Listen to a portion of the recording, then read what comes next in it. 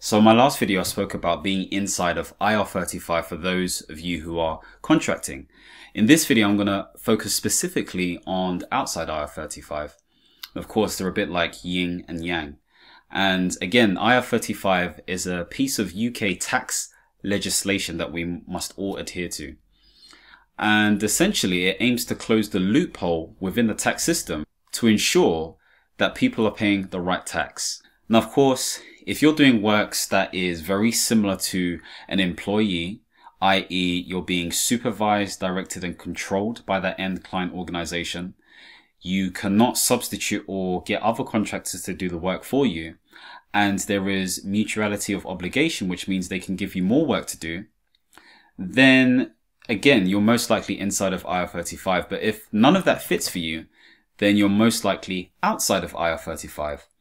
And what that really means is that you are responsible for your own tax, for your personal and company's tax as well under your limited company.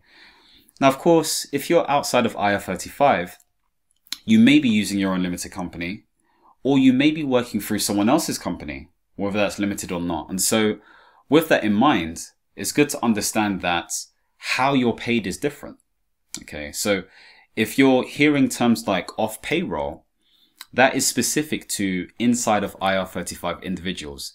So in other words, yes, you are deemed or seen potentially as an employee for tax purposes, but you're not on the same payroll as an employee for that end client organization.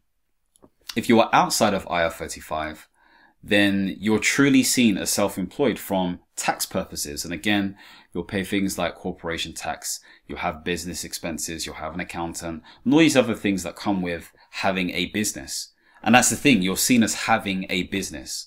And so these are the differences when it comes to the different types of contracting, especially on this contracting spectrum. Now I'm going to go through some things that will help you potentially identify whether your contract is outside or inside. So the first thing is, if you're working outside of IR35, you're probably using, like I said before, a limited company to do so. Okay, so this may be your own limited company or somebody else's, rather than using an umbrella company. Now, for those working inside of IR35, they work through an umbrella company because through the eyes of HMRC, they are employed, quote unquote, by this specific umbrella company. And this is how they're able to get taxed via inside means, so to speak. And so just to make it clear, as the contractor, you are working for the end client, like a public sector organization such as Department of Health and Social Care or BAYS or MOD or whatever it may be. However, you are actually working for contractually for the umbrella. But the umbrella is the middle person dealing with all the payment and the tax and everything else on your behalf. So again, if you are working using your own limited company, you're more likely outside. But again, if you're using an umbrella as an example, then you're most likely inside. Now, I just want to clear something up. Some people say there are no benefits when it comes to, using an umbrella company, but there are some sort of benefits they have on offer in terms of being able to talk to a GP 24/7 or having some sort of health check or discount codes. You can even have a pension using an umbrella company. So there are different things that are available when you use umbrella companies. The second thing to note is that if you're working outside of IR35, you're most likely going to be doing project-based work. What that means is there is a start and there is an end.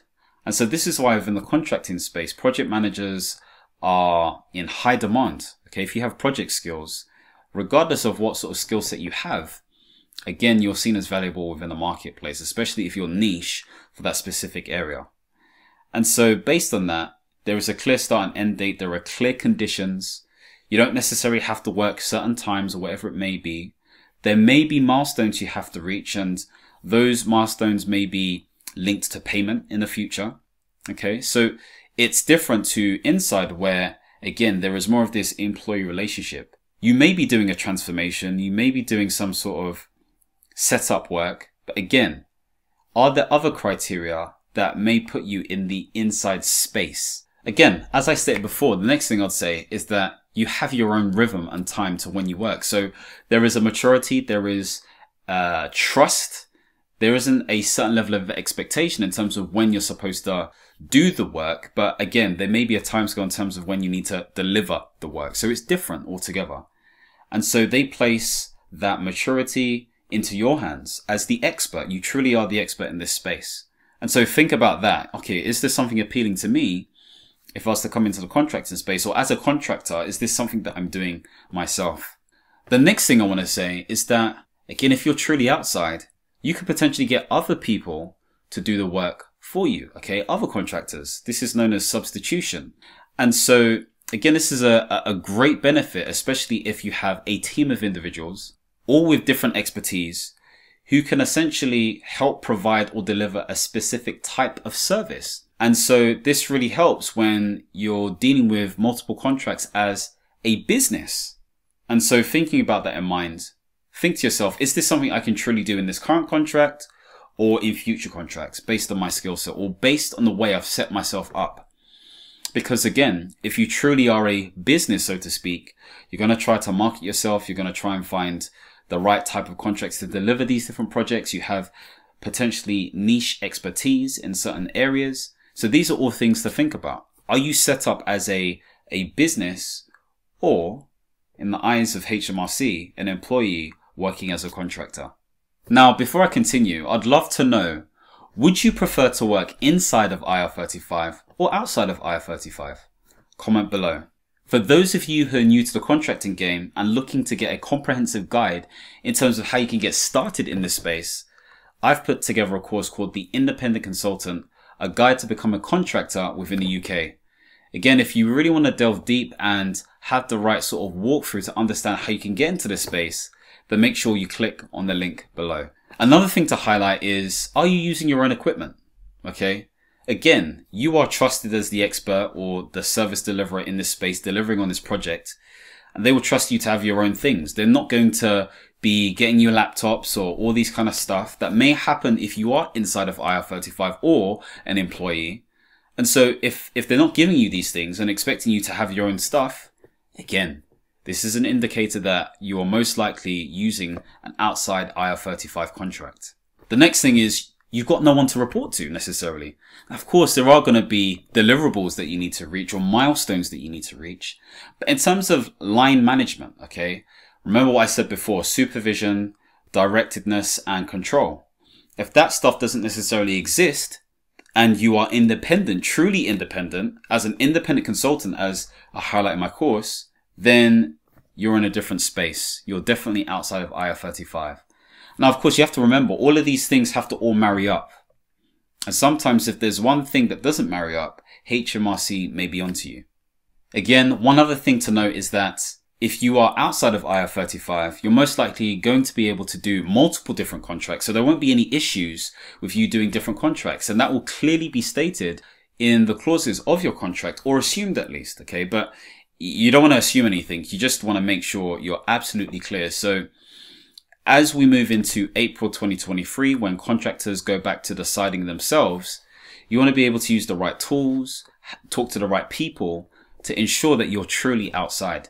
Now, of course, HMRC or the government has their own status checker, but just be warned, if you do use it, HMRC may use that as a way to identify you as somebody who's either inside or outside. But again, you can read their disclaimer on their website if you want to check it out yourself. The other thing I'll say is that there is no real obligation for you to do works that is not outside of the project that was agreed. So let's say, for example, you have project A. You've completed project A. And then the end client says to you, oh, could you do X, Y, and Z? Don't work like that.